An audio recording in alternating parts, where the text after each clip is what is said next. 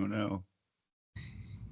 Hi, everyone. Welcome to the Ironman California Conquer the Course webinar. I'm here with Jeff Sankoff and Tim Brocious and Juliet Hockman.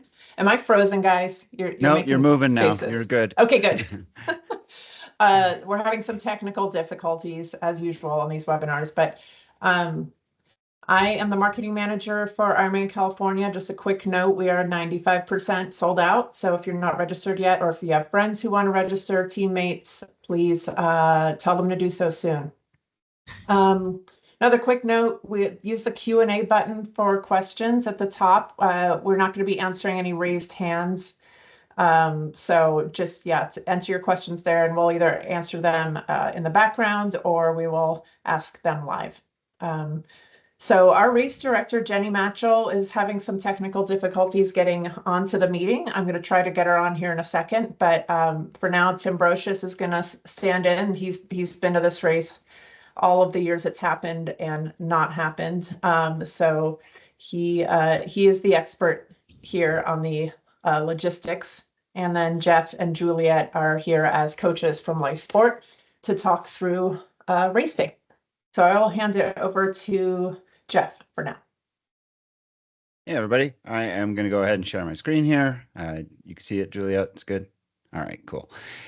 Awesome. Well, I am really excited to be talking to you about a awesome event that I know you've all been working really hard towards, and that is, of course, the Ironman California coming up in October. For many of you, this is probably your first full distance event. Some of you, it might be your first triathlon, and for a lot of you, it's might be just coming back to a full distance event, but it's a new course. And so we're going to cover a lot of the things that you need to know, what it entails to do your first Ironman, some of the logistics that go into a full distance race that you don't necessarily encounter when doing a 70.3 or a shorter race. And we'll talk about the course itself that you're going to encounter in the Sacramento area in just a few short months. First, though, I'll just give you a sense of who the heck I am. Who is this person who's going to be talking to you for the next 45 minutes or so? I have been in triathlon for over 2 decades now. I started like probably many of you did, a newbie who didn't know how to swim as an adult and had to learn how to swim to be able to complete a triathlon. I spent most of my early days at the back of the pack, worked my way up into the middle, and after a long while of doing this, eventually got to be a little bit better. I've now qualified for the 70.3 World Championship 7 different times. I've been to Kona a couple of times, and I've done over about 100 70.3s and 8 Ironmans in total. As a full-time emergency physician, I've leveraged my medical training to be a medical contributor to different publications like Training Peaks and Triathlete Magazine. And more recently, I've started to contribute to Fast Talk Labs, a website that you might be familiar with, bigger in the cycling community, but starting to have a triathlon presence as well. And for the past 5 years, I have been a USA Triathlon and Ironman University certified coach, and I've had the great pleasure of working with Coach Juliet and Coach Lance Watson at Life Sport Coaching, where I have the opportunity to work with athletes in North America and around the world. And over the past 5 years, I have been producing the TriDoc podcast, a podcast that brings together questions on health and wellness and the intersection with multisport. So if you are not already a listener, I would encourage you to take a listen wherever you get your podcast content. I think it's something that would bring you some interesting information related to podcast and health. And of course, I'm a bit of a veteran now at the Ironman webinars. I have presented a couple on the 70.3s in Coeur d'Alene and Santa Cruz, and I'll be giving another one in just a couple of short weeks on the 70.3 that takes place in Indian Wells. But today, we're going to be talking about the Ironman that takes place in Sacramento. And I always start my webinars with kind of a list of things that I think are highlights of this race. And this is one of those races that can really be thought of as a great way to finish off your season. You've been training all spring and all summer. You're looking forward to something to kind of finish things off. And there really can't be much better than a late October Ironman to do that. And this is one that you will really enjoy. It's in a beautiful location. It's got an incredibly fast course that I'm sure most of you have heard about. It includes a downriver swim, a very fast and flat bike course in a very scenic area. And then it finishes with a very spectator-friendly run that has really a beautiful and a very scenic finish. Now, if you've been training for this event, you've probably encountered a lot of people who've been asking you, what the heck exactly are you planning on doing here? Because it sounds completely insane. And to the rest of the world, it does seem a little bit strange that anybody would want to do a 2.4-mile swim, a 112-mile bike, and a 26.2-mile run all on one day and all in sequence.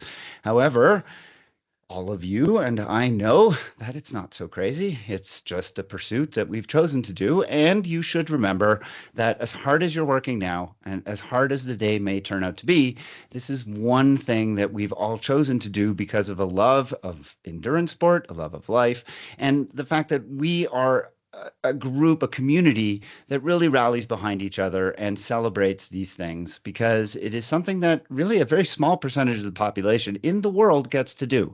And so we are going to sacrifice a lot in order to be able to get there. And we're going to enjoy every single minute that we train for it and that we actually race. Now, Ironman, as I mentioned earlier, is very different from 70.3 in not just the fact that it's double the distance, but also there are a lot of logistical things that are different. At a 70.3, as you know, the Ironman organization does a really fantastic job of making things pretty seamless. It really helps athletes get from point A to point B very easily. And even if you're doing your first ever 70.3, you know from the moment you show up to check in, things are very straightforward. Well, in an Ironman, it's pretty much the same. The Ironman organization has done a fantastic job of making sure that athletes are able to understand exactly what they need to do and where they need to go at what time. That being said, a lot of you are probably still going to have questions. Many of those questions will be answered by the athlete guide, and I cannot encourage you more strenuously to check that athlete guide the second it comes out for this year. That will usually be about 6 weeks before the race. So for an October 27th race, you can start looking middle of September. You can start looking to see, and you'll all get an email that will tell you, hey, athlete guide is out. As soon as you get that email, go download it, read it cover to cover. It's going to answer pretty much every question you could possibly have. But last year's athlete guide is up now, and if you're interested, that will pretty much give you all of the same details. The dates, the times will be different. And of course, there will be some differences from year to year, but you can at least get some information there that is pertinent. With all that said, people still have questions. And these are the kinds of questions that I, as a coach and as an athlete who's done a lot of these races, get from people all the time. So I'll cover them here quickly. The first one is, when should I show up? Well, Ironman Sacramento is a Sunday race. And so I generally tell athletes to come in for a Sunday race no later than Thursday. The reason for that is because you want to give yourself some time to sort of acclimate to the area, make sure that you have time to get everything you need done, check your equipment. Sometimes you show up and find out that your bike, something might be, wrong with your bike. You need to get that fixed. Maybe you forgot something at home. You have time then to get it sorted. The other reason to show up early to this race is because check-in happens at the very latest on Friday. There's no athlete check-in. In other words, there's no registration or picking up your packet on Saturday. You have to have done that by Friday. And if you're an all-world athlete or an AWA athlete and you're looking to get a priority racking number, you have to do that by Friday at noon.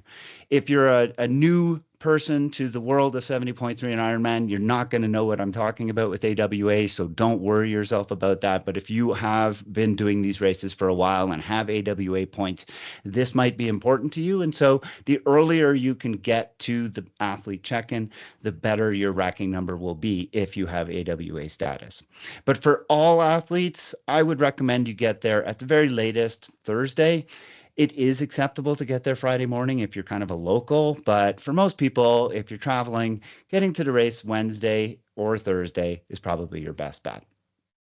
What you're going to do on Saturday is you're going to check in your bike as well as some of your transition gear, which I'll get to in a second. And it's at that time that you're going to pick up your timing chip because when you go to athlete check in, they're going to give you a whole bunch of stuff, including a lot of swag. You're going to get a cool race bag, cool t shirt. You're going to get all kinds of different things, but you're not going to get your timing chip. That is what you're going to pick up on Saturday when you drop off your bike in transition. One thing you are going to get when you do athlete check-in is a host of different plastic bags. And those plastic bags are what inherently cause a lot of confusion. So let me take a couple of seconds to go over them now because it's not that complicated. And if we can just go through them, I think you'll feel a lot better about what to expect. Two of the bags you're going to get are for your bike gear and your run gear. And this is pretty standardized across Ironman races. A blue bag is for bike and a red bag is for run. These two bags are filled with everything that you need for those two disciplines. For the bike, you're going to put your shoes, your socks if you wear them, a helmet, glasses if you wear them, and anything else you need for the bike, except, of course, the bike itself, which is put at your rack. Nutrition does not get put in the blue bag. That will be put on your bike when you show up on race morning. But everything else that you wear on the bike has to be put in this blue bag. In a 70.3, it's acceptable to put your shoes clipped into the pedals and use elastics to hold them there. If you're one of those athletes who tends to mount the bike with your shoes in the pedals, you cannot do that at Ironman California. And that's true for most Ironman races. This is true for all athletes, so there's no disadvantage to you. Everybody is in the same boat. So don't fret about that. Everybody's putting all of their bike gear in that blue bag. For the run gear, you're going to put your running shoes. If you change socks, another pair of socks. You're going to put potentially a hat. You're going to put your race belt with your race number. Remember, you don't need to wear your race number on the bike. And if you have anything else, nutrition, some people use gels and things like that for the run. That can go in your run bag, but it doesn't have to. That's entirely up to you. But anything you want for the run goes in the run bag. Anything you wear on the bike goes in the blue bag. Two other bags you're going to get are for special needs. Or personal needs, as they're now calling it. A black bag for run, an orange bag for bike. These are basically things that you're going to pick up halfway through each of these. Now, both of the bike and the run in Sacramento are two loops. So basically, you're going to do one loop of the bike, and then you will have a chance to pick up that orange personal needs or special needs bag. And what I usually do is I carry half of my nutrition for the race on my bike. And then when I get to special needs or personal needs, I pick up the orange bag, I swap out my bottles, I put all new bottles. So then I have the second half of my nutrition in that orange bag. For the run, that becomes more of a personal thing. Not everybody needs to make use of that personal needs bag for the run, but some people do. Some people like to put chafing products or anti-chafing products in there. Some people like to put blister bandages or whatever. Some people like to put a second pair of socks. But whatever you put in these bags, you have to think to yourself, this is something that I'm either going to use or I'm never going to see again. Because if I don't use this stuff in this bag, I'm not getting it back. So don't put something in there like your favorite pair of socks and then decide at the last minute, oh, I'm not going to pick them up now because you're never going to see them again. But if you're okay with having a pair of socks as sort of a just in case, and then you don't pick them up, you're okay with not getting them back, then that's perfectly appropriate. A lot of athletes sometimes wonder, well, am I really going to need to use this personal needs? Isn't it better to just, keep rolling and not have to stop at the personal needs section? And my advice to all athletes is don't think that way. It takes maybe 2, maybe 3 minutes to stop at personal needs and reload on nutrition, especially for the bike. It's really, really hard to carry adequate nutrition for the entirety of an Ironman race. So using the personal needs section is really the best way to go. And taking that 2 to 3 minutes to reload on your nutrition is really the best thing you can do. And thinking about it as just part of your bike race is probably the best way to approach it mentally. The last bag that you're going to get is a morning clothes bag. If you've done 70.3 races, you're very familiar with this. You're going to take this bag with you to the swim start, and then whatever clothes you're wearing, because Sacramento can be chilly in October in the morning. So if you're wearing a jacket, maybe a hat, you will take those things off. Any shoes that you were wearing to the swim start, you're going to take those things off. You'll put them into that clear morning clothes bag, and you will deposit it into a very clearly marked area where they will be brought back to transition. And when you finish your race, you'll pick them up at the end. These are quite safe. People often will put keys and even phones in there. If you have a safe place or a person to give your keys and a phone to, I always recommend that, but you shouldn't be too worried about putting them in your morning clothes bags.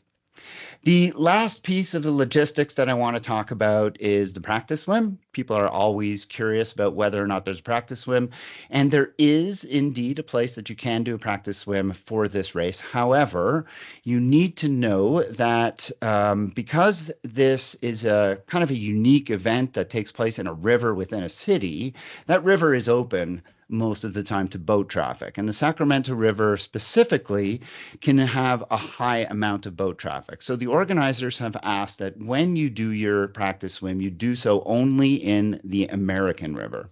So I have here a map, and you can see this is actually Township 9 Park is actually where the start of the swim will be for the race. But the practice swim, they are asking that you go to, and I'm going to pronounce this incorrectly, but it's Tiscornia Park. Maybe I got that right. Anyways, from Tiscornia Park, you are going to be able to enter the American River, swim upriver initially, and then swim as far as you like, and then turn around, swim downriver to come back to the park where you will then exit. There is no swimming allowed in the Sacramento River because of a significant amount of boat traffic that is there on most days. Race day, the Sacramento River will be closed to boat traffic except for the assist boats that will be there for the race, and you don't have to worry about that. But any day that you want to swim a practice swim, please do as the organizers have asked. Start from Tiscornia Park and swim only in the American River. This is a picture of transition. I'm going to show this on a map in just a second, but I just wanted to kind of give you a sense of how the bag system works, the blue bags and the red bags, as well as where things are kind of oriented. So what we're looking at here is the transition area. We're looking south. Here is the Sacramento River that runs to the east of the transition area. And you can see that people will enter transition at the bottom here through this arch. What they then do is they come along these mats, and they are greeted by these lovely volunteers, all dressed in bright green vests. And what you're going to do is, as you're coming out of the water, you're going to call out your number, and the volunteers will find which bag is yours. They're going to hold it up for you, and you're going to come trotting along. You're going to grab your bag. You're going to go to the end of this tent. You're going to choose the correct gender for men or women and go into that side of the tent. There will be chairs in there. You will be able to then open your blue bike bag, empty it of all of the bike gear. You will remove your wetsuit. You will put the wetsuit into the blue bag. You will put your goggles and swim cap into the blue bag as well. You will then get everything on for the bike segment of your race. And then you will then exit the tent, and you can see these people down here. They are holding their blue bag that has their wetsuit, their goggles, their swim cap. They're completely dressed. They have their helmets on and buckled. They have their glasses, their bike shoes, and they are going to their rack where they are going to get on their bike, and they are going to exit at the other end to start their bike course. And the red bag for running is actually located at their bike position. So the blue bags will be dropped here. Your red bag will be at your bike. When you finish the bike, you will come back in through this arch. You will rack your bike. You will take out your run gear from your red bag. You will then get ready to go for your run, and you will exit through the same place you entered for the swim and begin your run. Some people, when you drop off your red and blue gear bags is a little bit up to you. You can drop them off the day that you check in your bike, or you can drop them off race morning.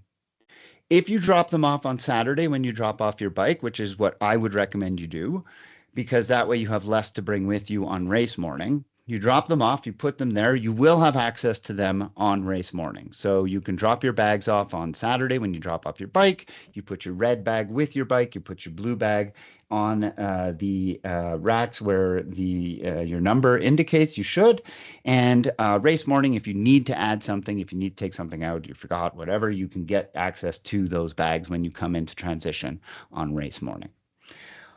All right, let's move on to race morning. This is an overhead view on the map. As I mentioned, there's the Sacramento River. You could see right around here is where the exit for the swim will be. You'll exit the swim and you'll kind of trot underneath the bridge on this Riverwalk trail, and you'll enter into transition right here.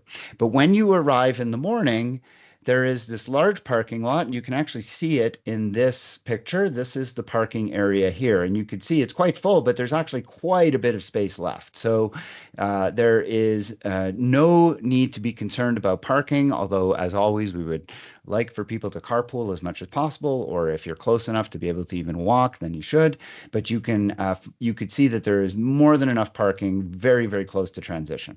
So when you arrive in the morning, you're going to park here. You're going to walk across Riverfront Street, and you can drop the orange bike personal needs bag.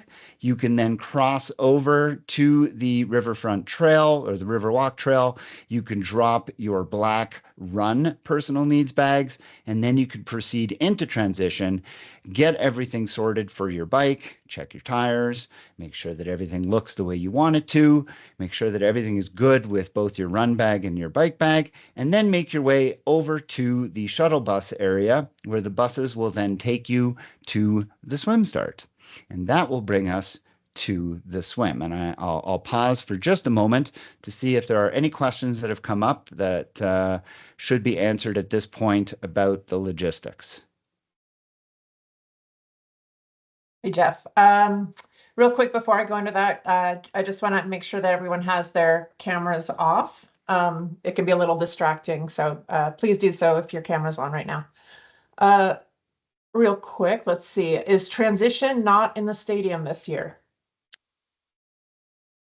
My understanding is, well, it is not. It is, it is not. But I'll just leave it at that.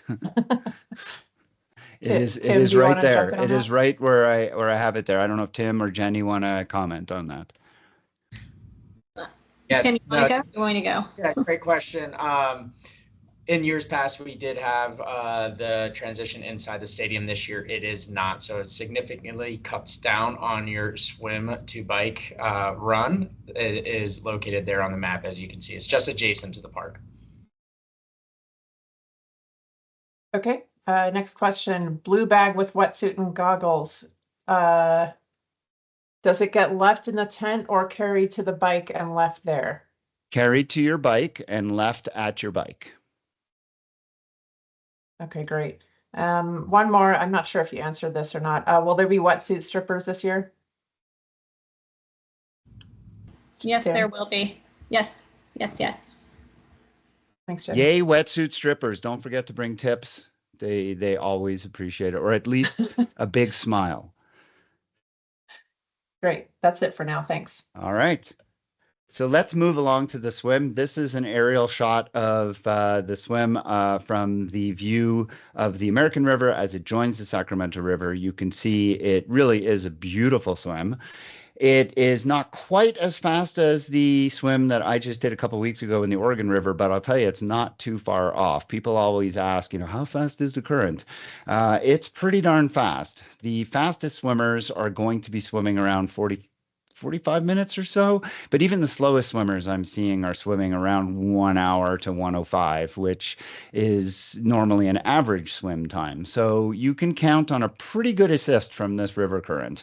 Now, before we get to the actual swim course, I want to take a moment just to address the swim start.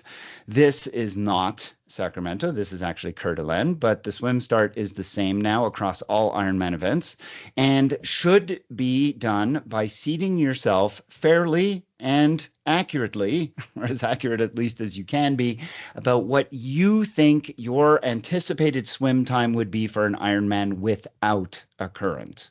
I want to emphasize that you're not going on what your swim time would be with a current, but rather what you think your swim time would be without a current. So, example, my swim time without a current would be 1 hour and 5 minutes. That's where I would line myself up, knowing full well I'm going to be a lot faster in this particular race.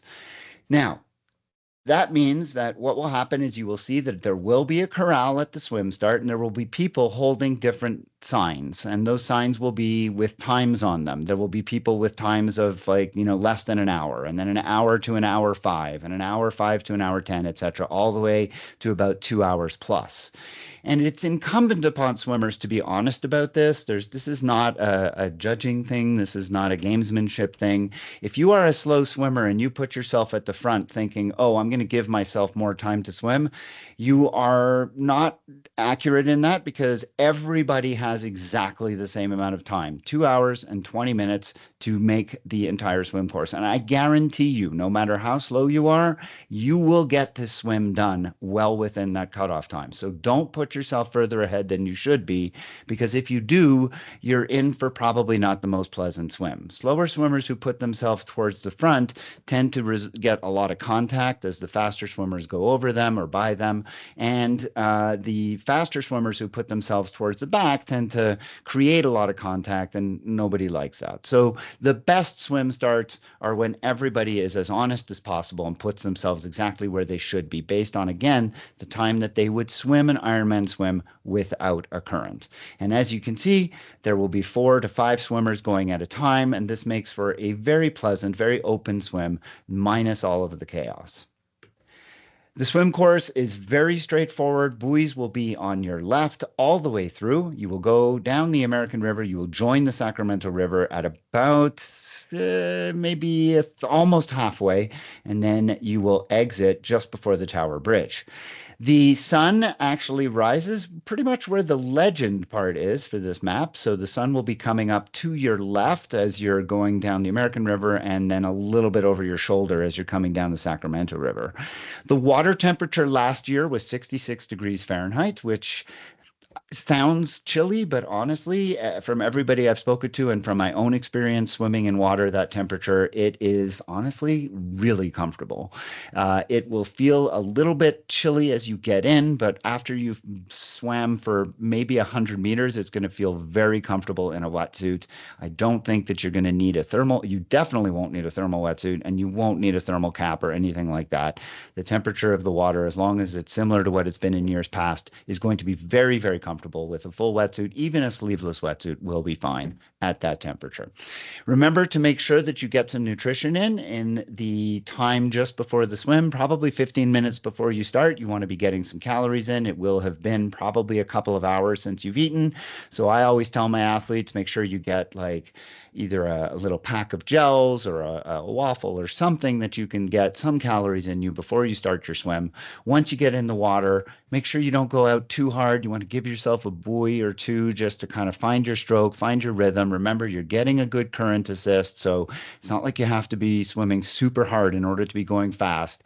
See if you can't find some feet to draft off of, and just keep going. Once you get towards the end, watch for the finishing arch, make your way to the shore, make sure you swim all the way until you can touch the bottom. And before you know it, and really on this race, it is going to happen faster, like 10 to 15 minutes faster than most Ironman swims, you're going to be done.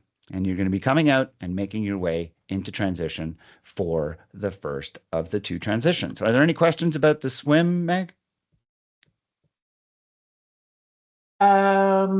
Yes. One question. Last year, the swim times were well under 40 minutes for some people. It was under 35 for some. Was the current extra strong last year, or was the swim course shortened? The swim course was not shortened. It just happened to be a faster current last year because of increased rain in the days before the race.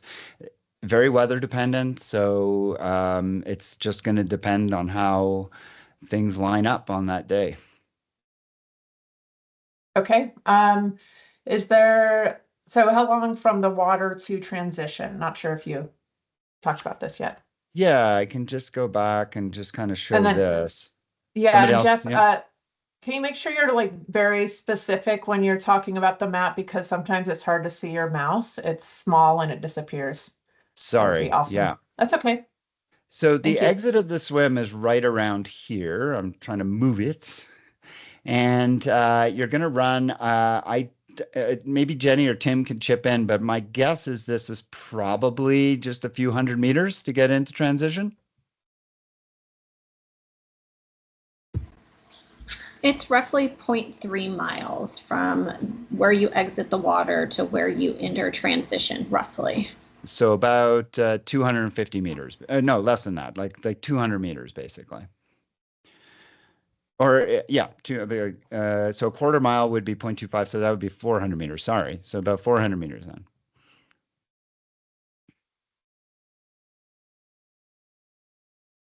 All right. You've made it out of the swim.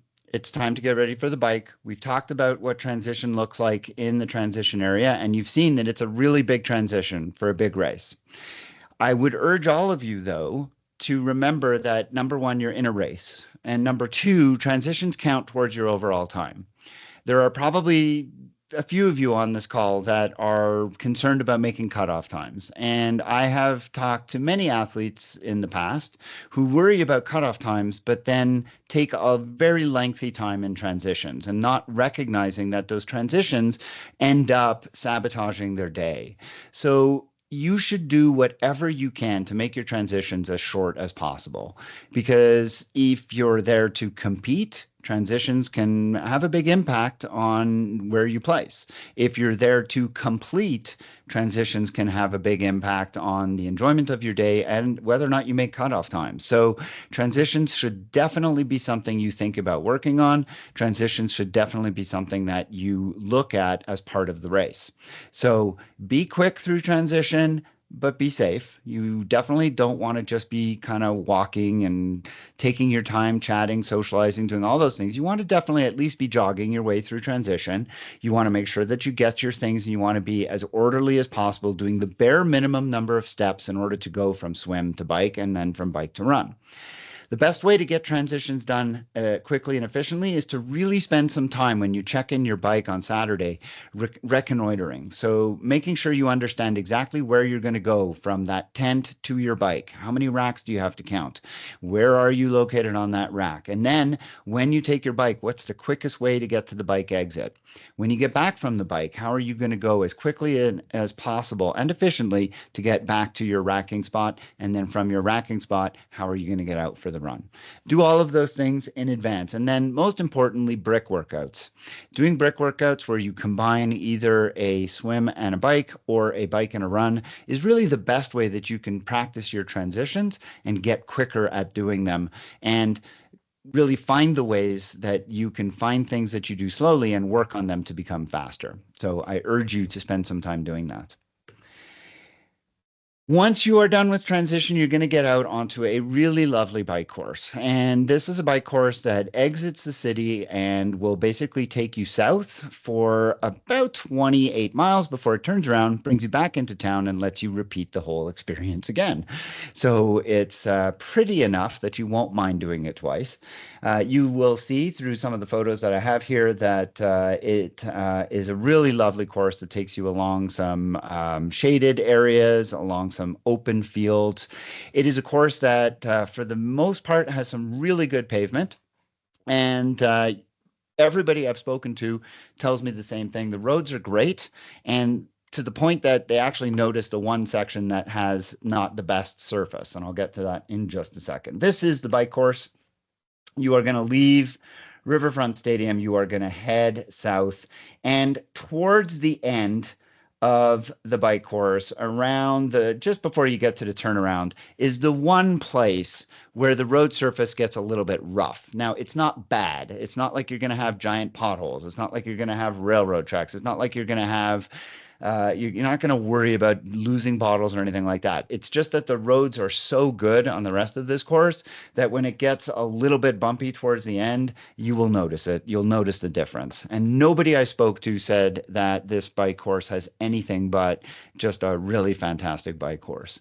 The other thing I want to mention is the elevation map. Now, this elevation map makes it look like, wow, it's kind of hilly, it's kind of rolling. The reality is it really is not. It's just the fact that you're looking at a very kind of expanded y-axis here. For reference, I did Oregon, I mentioned a couple of weeks ago, and over a 56-mile bike course, the Oregon elevation was about 1,500 feet. Here you are doing 112 miles and getting a total elevation gain of all of 700 feet. So this is a pancake flat course. You will be in aero for the vast majority. I would say anytime you get any opportunity, if there's any kind of incline that makes you need to sit up, you should take advantage of that. Stretch out your back, stretch out your neck, because you're going to be in aero for the vast majority of the time. If you are in a place that allows you to train in aero as much as possible, you should be doing that. If you're in a place that's very hilly, very rolling terrain, you want to do as much as possible to make sure that you're training in aero for as long as possible, because this is a course that you're going to be riding in aero most of the time. Once you finish the first lap, you're going to come back to Riverfront Stadium, where you, to the transition area, where you will have a chance to pick up those personal needs bags, sort of refill all of your nutrition, and then you will head out and repeat the course, and then come on back in the second time. Pretty straightforward, really beautiful. There are times when you're very much open to the surrounding terrain. Wind tends not to be a major issue. This is just not a hugely windy area in the interior of Northern California, but you can't control the weather. Every once in a while, there are winds that will get to you. And because some of the roads are very open, there will occasionally be wind gusts, but this is not one of the windier courses. And again, because it's so flat, just not a big concern. You could see in all of the pictures, there's a significant amount of image blur because people are moving so darn fast. And so you can look forward to a nice, fast race course as you proceed through that 112 miles. Any questions on that bike course? Yeah, a few. Is the bike course open to cars or is it closed to traffic? This might be a question for Jenny. That's a question for Jenny. Happy to answer this one. So the roads are closed to through traffic. We do have to allow anybody that lives along our course or any businesses on our course, but there is very few vehicles on this route. Great. And can you either of you guys talk about the nutrition on the bike course? So nutrition on all Ironman courses this year is pretty standard. You're going to get, and you will see in the athlete guide, it's going to give a very nice diagram of how the aid stations are set up. And so just going back to the map, you can see that the aid stations are located everywhere you see this little sign here. Now, this is last year, so that's why the G is still there. There's no more Gatorade. So instead, what you're going to have available to you is water, Mortal Hydration, which is electrolytes only, and then you'll have Morton gels as well as Morton bars. And then when the athlete guide comes out, it's going to give you a nice little diagram of exactly how the aid stations are set up. Generally, you'll see that water will be the first thing, then you'll have Mortal, then you'll have Morton, and then it kind of repeats itself as you go through the aid station.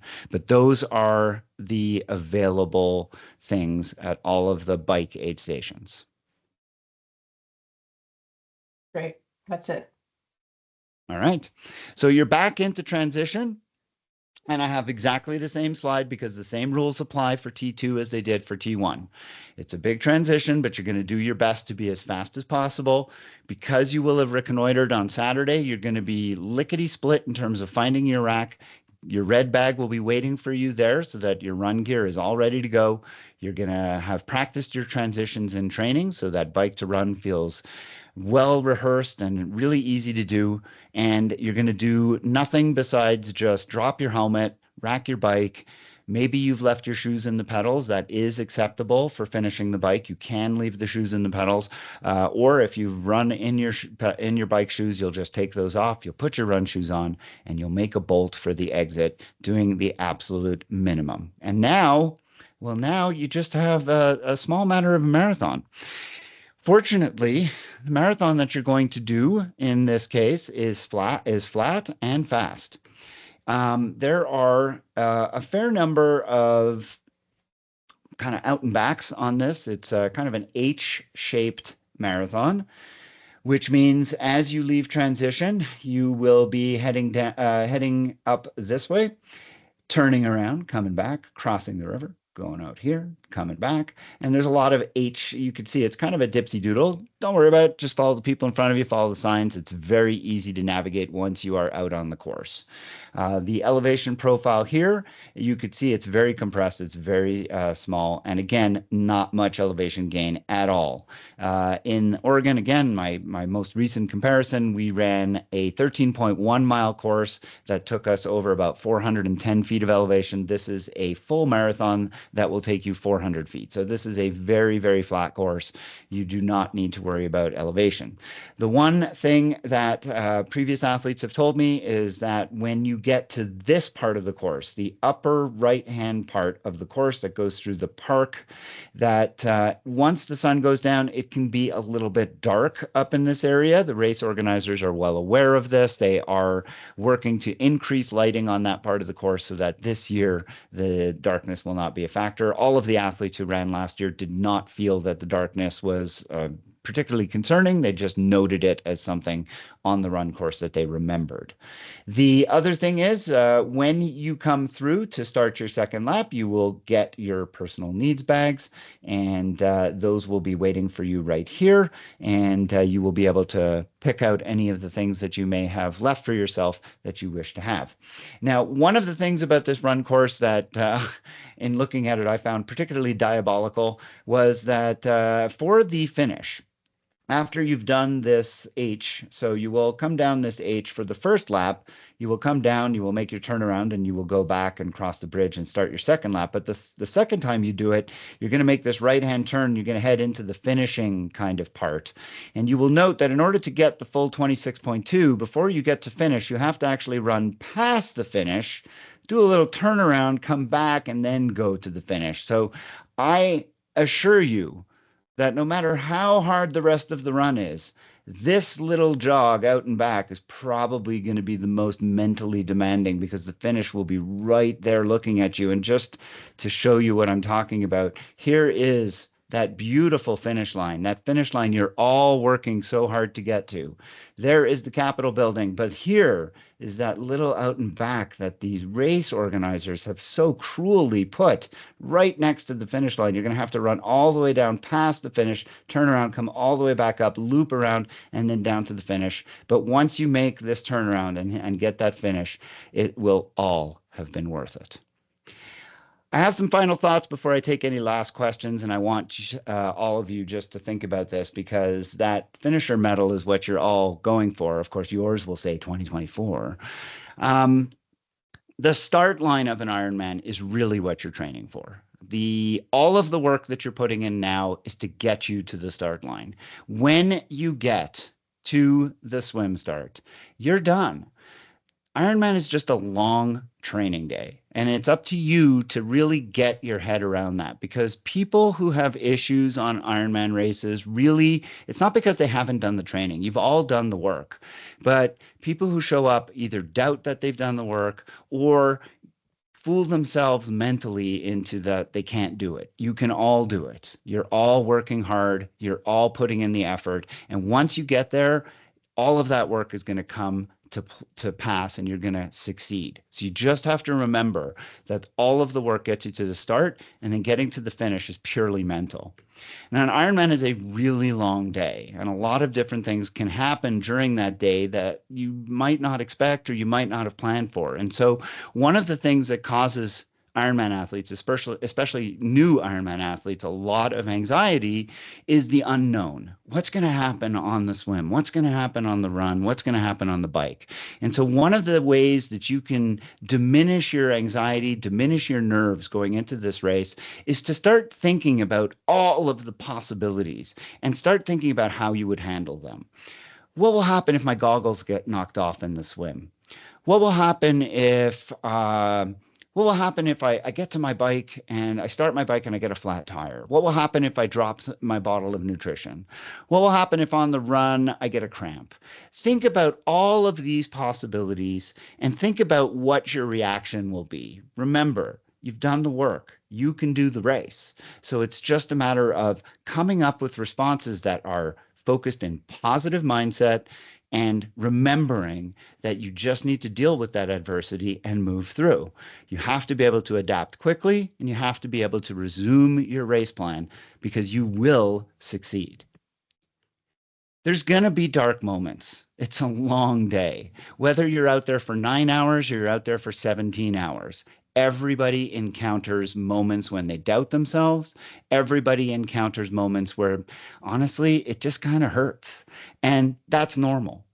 The best way to get through those moments is to do two things. Number one, keep moving forward. Just keep, as long as you're moving forward, then that finish line is getting closer all of the time. And the second thing you can do is don't think about the monumental task that's in front of you. Instead, break it down into much more digestible parts. If you're at 100 miles on the bike and you're feeling really fatigued, don't think about how hard it's going to be to go 12 miles. Just think to yourself, I'm going to get through this next mile and then I'll deal with the rest. And by the time you get through 1 mile, then you don't have 12 to do anymore. You just have 11. I'm going to get through that next mile. And then all of a sudden you just got 10 to go. Just keep breaking things down into much more manageable sections and manageable segments. And you will find that before you know it, you're done and you're over what seemed like such a Herculean task. And you will be that much closer to the finish. The finish will come. You will get those dark moments past you, and you will be all the better for it. The last piece of advice I have, savor your finish. I have done 8 Ironmans. I remember every single finish line. They're all incredibly special, but the first one, without a doubt, is the most special. You only get to finish the first one time, of course, and so don't rush. As you get to that red carpet, soak it all in. Slow down just a little bit to remember because you're going to remember it for the rest of your life. Don't be busy trying to pass that one person ahead of you on the carpet. Don't be busy futzing with your watch. Just smile, embrace the moment, embrace the satisfaction of the accomplishment of what you have just done. Because like I said at the beginning, so few people get to do it. So few people get to savor that feeling. So enjoy it and really relish that moment. You'll remember it forever. Good luck to all of you in your training. I would love to speak with any of you who would like to. I know that my email's been put out there, so please feel free to reach out. And I will stop sharing my screen and allow for any other questions that people might have at this point. Okay, Jeff, we have a lot of questions about the darkness on the run course later in the evening, as well as the signage. Someone pointed out that a few people got lost last year on the run course.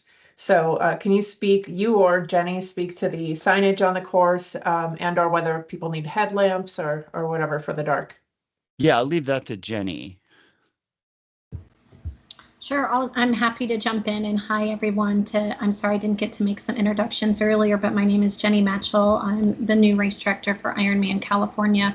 Very excited to see you guys all on race weekend, and thank you for joining us and all of the great questions. To answer a few questions, I would always come prepared for darkness. If you're questioning whether you should have a headlamp or not, I would definitely bring one and just be prepared in case you need that, potentially in your run personal needs bag.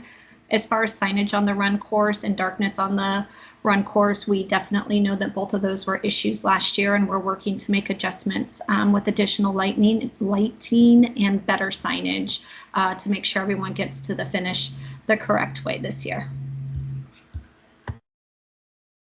Perfect, thanks. Hold on, I'm just looking through the questions here. And everyone, this is being recorded, so if you need to see slides again or go back through, you'll receive the recording afterwards and it will be on the website. We're not gonna be able to get to all the questions, unfortunately, but as Jeff said, his email is up there. You could book a consult with him or just send him an email or whatever with questions. Let's see. We had some questions about opportunities for changing in the changing tents, both in T1 and T2. Can you talk a little bit about those? Yeah. So when you go into that tent, it's like not individualized, personalized room. It's just like a locker room. So as long as you're comfortable changing in front of other people of the same gender, then go ahead. You will have the opportunity to do that. There will be volunteers in there to help you as well. And the volunteers will, of course, be by gender as well. Perfect. I think Meg, I got it. one. Yeah, go Jeff, ahead. I think Jeff, people are a little bit confused about kind of the order of operations in both T1 and T2 with regard to getting your bag, getting the bike, and then when you come back in, if you want to change, racking your bike, going to the tent. Could you just like run through that fairly quickly Sure. especially for newbies in terms of Sure.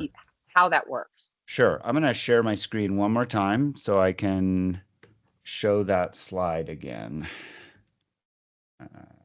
He says,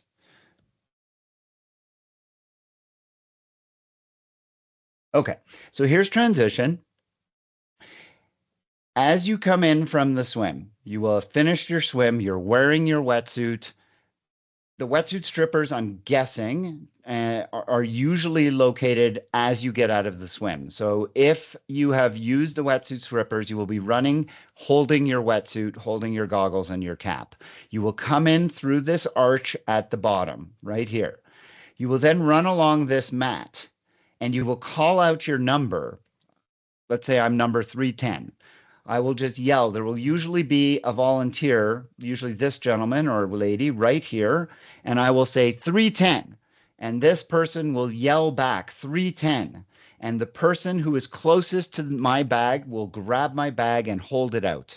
And as I run by, I will grab my bag that says 310 and I will run. And I forgot to mention that when I showed the bags, when you pick up your check-in stuff, you're gonna have all these stickers that you're gonna put on your bag that will identify your bag as yours. You can also use a Sharpie if you want to write your number to have sort of that redundancy, but most people just use the stickers. Anyways, I'm going to call out. Maybe Jeff, maybe just describe what you're talking about on the screen because we can't see your cursor at all. So top right, bottom left, like what are we looking at? So the entrance is bottom left. Okay. I'm trying so hard to make my mouse bigger. I don't know if that helps, but it's okay. Don't worry. Just yeah, and is bottom left. Oh, maybe I can do this. What does this do? That's exciting. How about this? Can you see that? Yes. Okay. That is the entrance from the swim. Then you will run along this mat where you will pick up your blue bag because you will have called out your number. You will grab your blue bag. You will run past the tent and then you will run into the tent. Okay. When you run into the tent of your gender, you will then empty out your blue bag that contains all of your bike gear. So you're in here. So there we go. There's a men's side and there's a women's side. Okay. And you're going to be in the tent. You're going to empty out your blue gear, your blue bag. You're going to take your wetsuit, your goggles, your cap. You're going to put them into the blue bag. Then you're going to put on all of your bike gear. See this person here? They have their bike gear and they are holding their blue bag. And then what they are going to do is they are going to run to their bike and they are going to grab their bike. They are going to drop their blue bag at their bike. They are then going to go with their bike out here and they are going to leave. Maybe they stop at the porta potty, maybe they don't, and then they leave to go on the bike. Okay. When they come back from the bike, they come in through here. They are going to then return to their spot where their red bag is waiting. The red bag is right there. They then empty out the red bag. They can put their bike things into the red bag. They then put on their running shoes. Now, if you are a person who wants to change clothes for the run, you are more than welcome to do that. If you do that, you are going to have to go into the tent and then you're going to have to go back to your spot to put your bag down because there's nowhere to leave your bag otherwise. So if you want to change after the bike, you will go into the tent to change. You'll go back to your spot unless, and Jenny can correct me, sometimes some races will have volunteers that will bring your bag back, but most races you will have to bring your bag back. Once you have changed, once you are ready to go, you will go around the tent and out for the run. I hope that makes it clearer. That was fantastic. Thank you.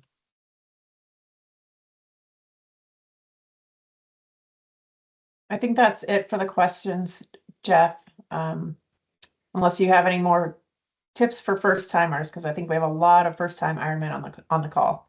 Okay, my tips for first timers. Watch out for Facebook. There's going to be people just blowing you up on Facebook, and I'm talking about other people who have done Ironman before. They're going to be making you feel so much more nervous than you need to be. Please, you are doing the work. You just focus on yourself and focus on the things that you can control. Things you can't control. You can't control who else is there. You can't control the weather. You can't control things that might happen. But things that you can control, your mindset. If you show up positive, if you show up confident in your training, you can control how you adapt to whatever happens. And that goes back to what I was talking about, preparing for things. Knowing how to change a flat. Understanding if I get a flat, it's not the end of the world. I'm going to change this flat and I'm going to go on and I'm still going to have a great day. Just like being able to process different things that come up on a long day, being able to handle it. I'm going to tell you that doing Ironman has made me so much more adaptable in other areas of my life because I've learned how to be adaptable to the fact that I'm a very type A person. I'm an emergency physician. I want things to be very, in the lines. Life isn't in the lines. And so I have learned that when things deviate, I understand now that I can handle just about anything and I will be ready and able to adapt and get things back on course. The sooner you accept that you only control what you can control and everything else is noise, the better you're going to feel about all of this. This is a really big undertaking, but it's also incredibly empowering, incredibly positive, and incredibly awesome. And you, all of you, are awesome for doing it. Awesome. Thank you, Jeff. We appreciate it. And thanks to everyone else who's been answering questions. Again, as I mentioned, everyone will receive a recording of this and it'll be on the website and Facebook in the next few days. So thanks for everyone who attended and we will see you guys in Sacramento.